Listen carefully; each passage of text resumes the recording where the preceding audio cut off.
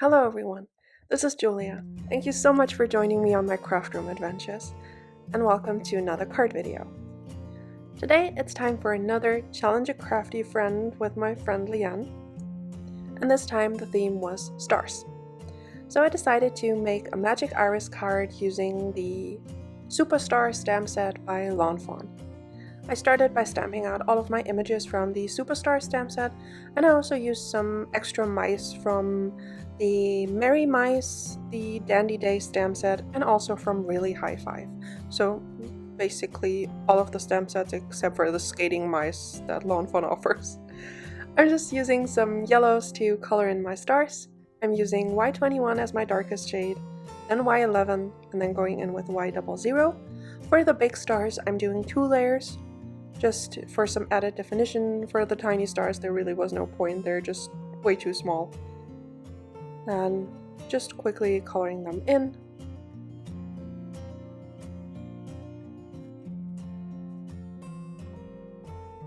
And then going in with a second layer of the Y21, Y11, and blending that out with Y00.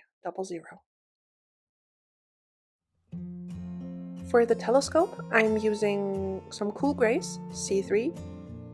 I intended to use C5, which you just saw, but that was way too dark, so I just went in with C3, C1, and C0, just for a bit of a metal look. And then for the main body of the telescope, I'm using BG09, BG05, BG01, and BG000. Just laying down the BG09, blending that out with the BG05, then the BG01, blending that out with the BG000, and then just adding another layer for a bit more depth.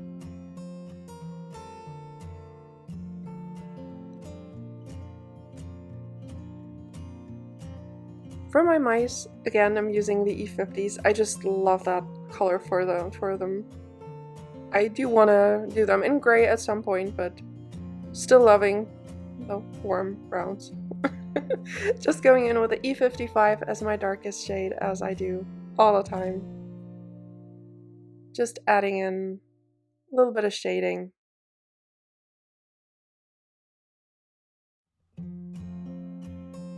For some reason, I skipped the mama with a little baby. No idea why. I will go back and color that off camera too. Now going in with the E53, just blending that out a bit. There are 2 other mice that I didn't color because I already had those images for the card. I will just be die cutting them to have later. Now going in with the E51, and then going over everything with the E50.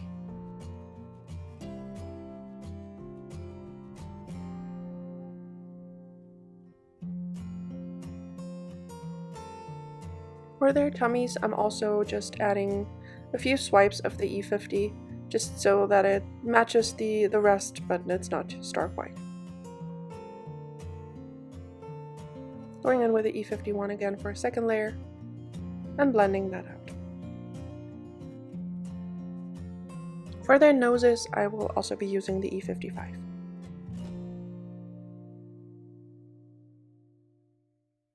Oh no, sorry, E57.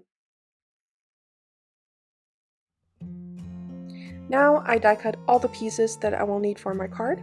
I die cut the full cover add-on to the magic iris, and also the little tab piece. I cut it out of Bristol smooth cardstock, those 3 sausage pieces as well. And I also die cut the little arrow out of some gold glitter cardstock. I die cut 3 stabilizers, 3 rings, and I used what Kelly calls the flux capacitor piece. And I used it on one of the rings. I just lined it up in the center like I'm showing here to die cut that.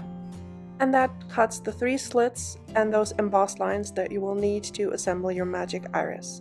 Down at the bottom, you also see that I cut 2 of the little handles. I do like to layer 2 pieces just so it's a little bit more stable. For my background, I'm using some Bristol smooth cardstock, and I'm just ink blending that with Tumbled glass and Salty Ocean.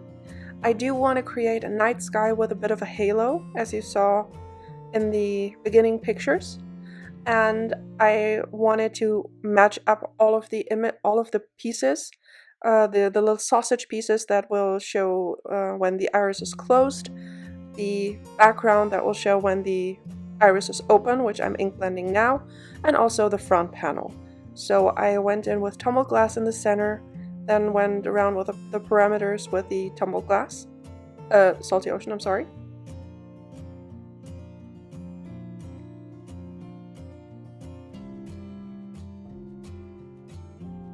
I'm just laying over the piece just to see how much shading it needs.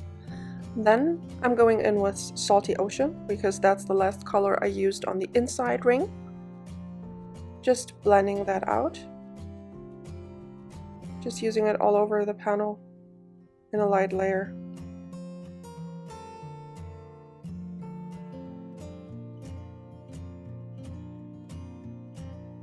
I did decide to put on some gloves, because I'm using a lot of dark colors and I didn't want to risk messing up any of the inking, and also black soot and chipped sapphire are really hard to clean off your fingers. Just going in with chipped sapphire now. Oh, I'm sorry, it's blueprint sketch. Now going in with chipped sapphire.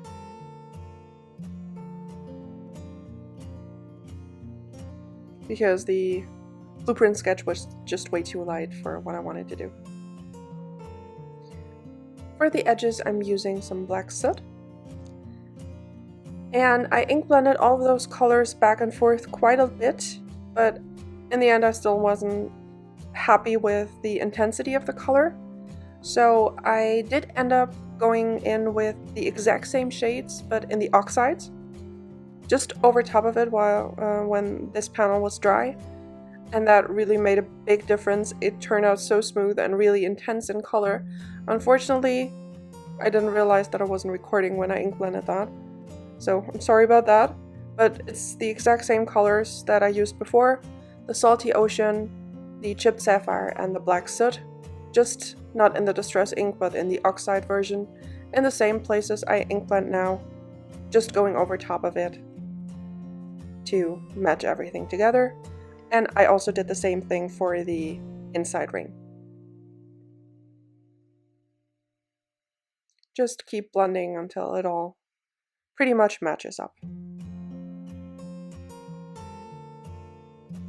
Like I said, I didn't realize that I wasn't recording when I added those, but I'm just showing them on screen.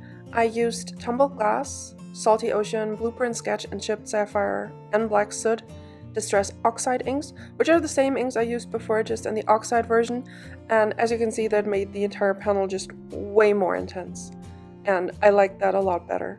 Just matching up the background. And for the sausage pieces, I know that a lot of people mentioned online that they had some trouble getting the glue dots to stick on the X's once there has been ink on there, so I just put some strips of post-it note tape down to protect those areas so that I wouldn't have any trouble later. Now I'm just using the Tumbled glass and Salty Ocean Oxide to match up the little sausage pieces. I'm just doing them individually, holding up those to the front panel just to make sure they match.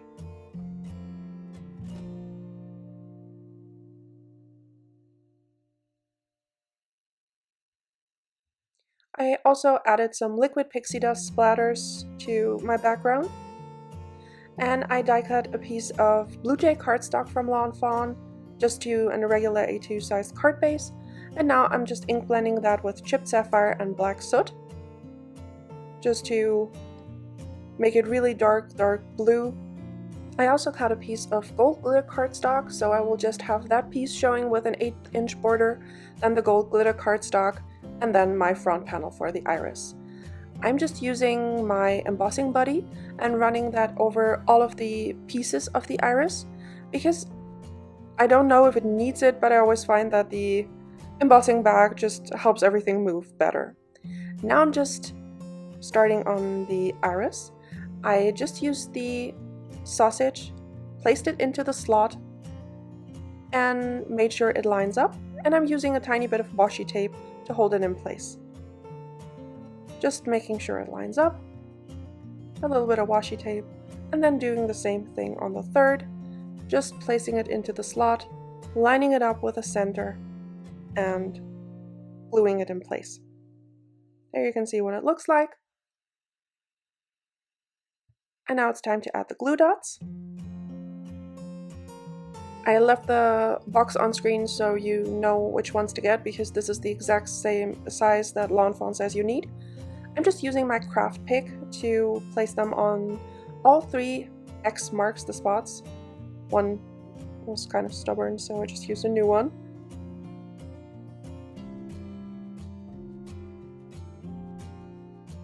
And with the craft pick, these are really easy to place, which in my first iris card I had a lot of trouble with that. Now I'm just taking my second ring, lining it up, and just pressing it down. And now that I'm seeing it, I didn't actually show it. I die cut the ring pieces out of white cardstock because you won't be able to see it, so you don't actually need it. But you may see the inside showing. So I just used some Salty Ocean Distress Oxide, ink blended those because I didn't want to waste, my expensive cardstock on that. Now I'm just placing score tape on all 3 areas that have the emboss line showing on the back. As you can see, I'm just removing the backing paper off the score tape. And now I'm just placing down the stabilizers. The curve of the die cut lines up with the curve of the iris ring. So just make sure it's right between those score lines and right at the edge of the ring lined up. Just adding those in and making sure they're nicely adhered. Then we flip the entire thing over. I already glued my 2 pieces together, just for some added stability.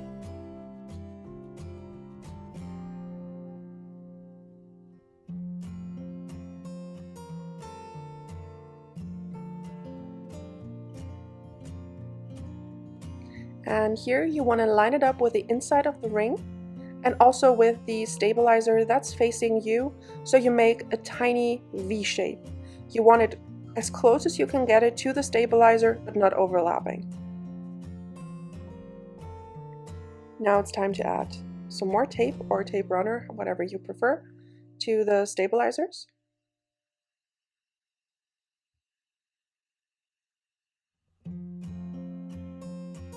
I'm removing the backing paper, as I did before.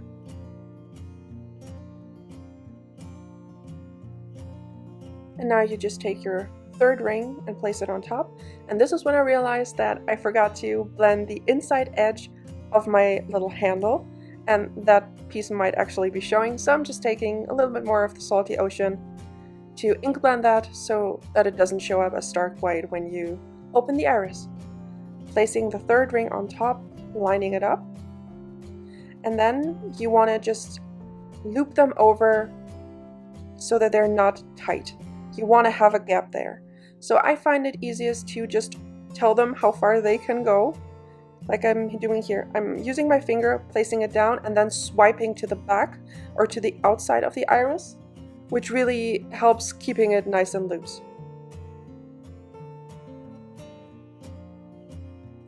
There I realized that I forgot to remove the washi tape. Just carefully peeling that up.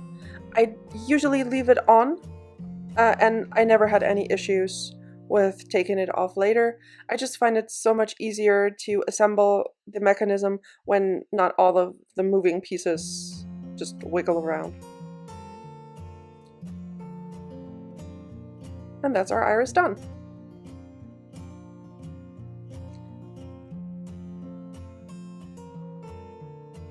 It's a little bit hard to move when you just have it on its own. I did end up with a little bit of a gap in the middle, but I'll show you how I cover that later in the video. Now I'm just adding the decorative tab piece that comes with the full cover add-on for the iris. Just use some liquid glue and also the little gold glitter arrow. Here I just used the gold glitter paper with around about an 1/8 inch border.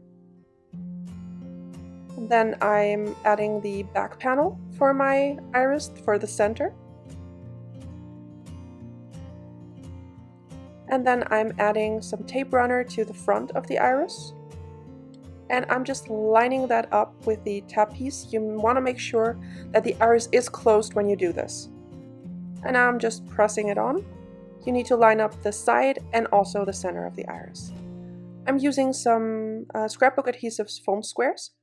And you want to make sure that you don't add any foam squares to where the handle will be moving, or just to anything that would get in the way of your mechanism moving.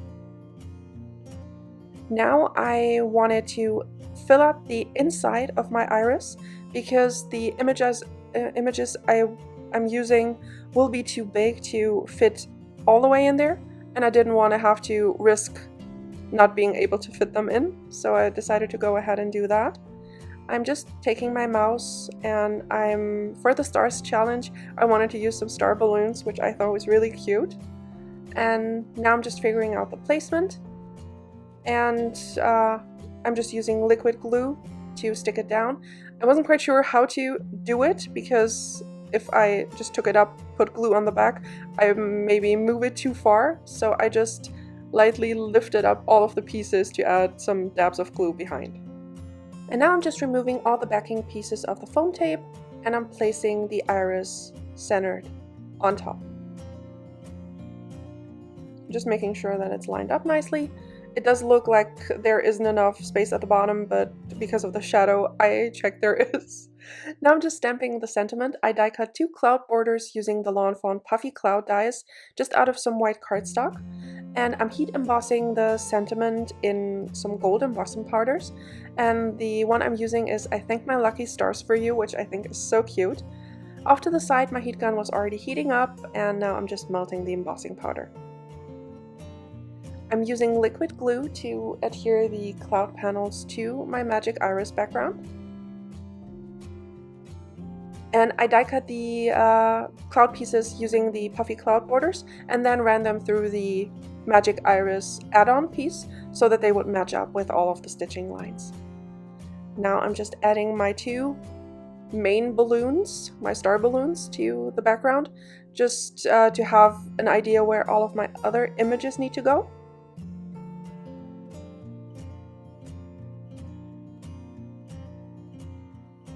Just seeing how it will work. Adding some liquid glue dots to the back of my balloon string and also to my mouse.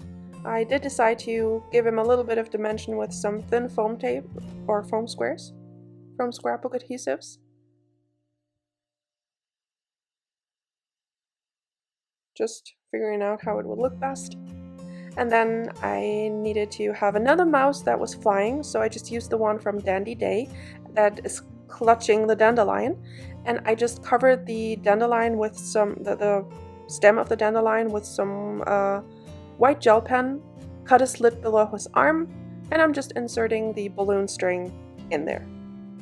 Just adding it with some liquid glue, some foam tape on the back. Again, the thin foam squares, because the card is already pretty bulky, so I didn't want to add too much. Figuring out the placement. Like I did before, I'm adding the balloon string first. Not pressing it down quite yet. And then I'm lining it up with my mouse.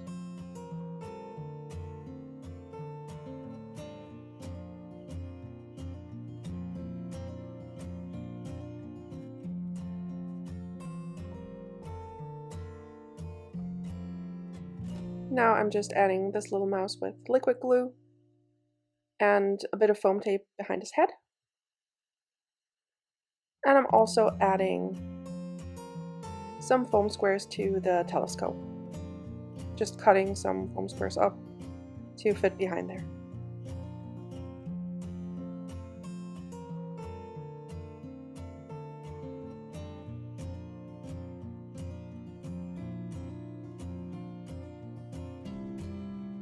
Now I just placed all of the little stars just around my panel, and I'm using my quick stick tool, I'll say that 3 times fast, and my Lawn Fawn glue tube to place them all down.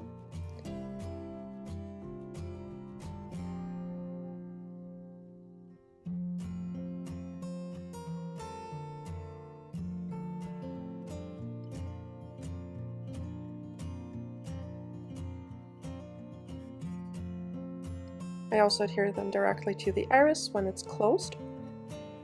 And the center, the bigger star, I just adhered it to one of the iris pieces, just to cover up the little gap. Make sure you just glue it onto one or you will glue your iris shut. Now just open it, and I also glued some stars into the center of the iris.